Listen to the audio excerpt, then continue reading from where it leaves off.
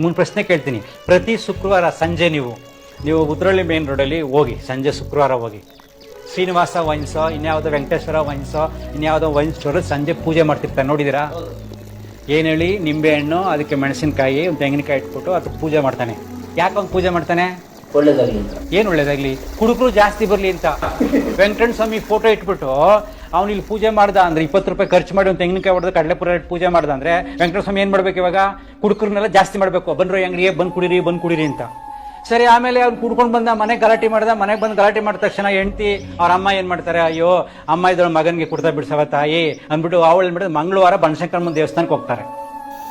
ಅಲ್ಲಿ ಹೋಗ್ಬಿಟ್ಟು ಅದೇ ನಿಂಬೆಹಣ್ಣನ್ನ ಕಟ್ಟಿ ಸೊಟ್ಟ ಮಾಡಿ ಅದಕ್ಕೆ ತುಪ್ಪ ಹಾಕಿ ದೀಪ ಹಚ್ತಾಳೆ. ನನ್ನ ಮಗನಿಗೆ ಕುಡ್ತಾ ಬಿಡಿಸ್ಬಿಡು ಅಂತ ತಾಯಿ.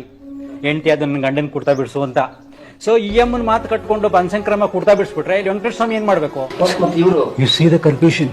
ತುಂಬಾ ಜನ ಪೂಜೆಯ ಮಹತ್ವವೇ ಗೊತ್ತಿಲ್ಲ. ಪೂಜೆ ಅನ್ನತಕ್ಕದ್ದು ಕೃತಜ್ಞತೆ.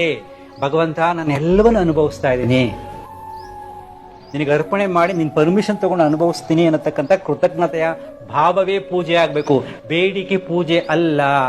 ಎಷ್ಟೋ ಜನ ಊಟ ಇಲ್ಲದೆ ಒದ್ದಾಡ್ತಿದ್ದಾರೆ, ಎಷ್ಟೋ ಜನಕ್ಕೆ ಮನೆ ಇಲ್ಲದೆ ಒದ್ದಾಡ್ತಿದ್ದಾರೆ, ಎಷ್ಟೋ ಜನ ರಕ್ಷಣೆ ಪ್ರೀತಿಯಿಂದ ಒದ್ದಾಡ್ತಾ ಇದ್ದಾರೆ. ನನಗೆಲ್ಲ ಸಿಕ್ಕಿದೆಯಪ್ಪ ಅಂತ ಅಲ್ಲಿ ಅರ್ಪಿಸಬೇಕು. ಕಂಡೀಷನ್ ಹಾಕಿ ನಾನು 1000 ರೂಪಾಯಿ ಪೂಜೆ ಮಾಡಿಸ್ತೀನಿ, 10,000 ರೂಪಾಯಿ ಮಾಡಿಸ್ತೀನಿ, ಇಷ್ಟು ಮಾಡಿಸ್ತಾ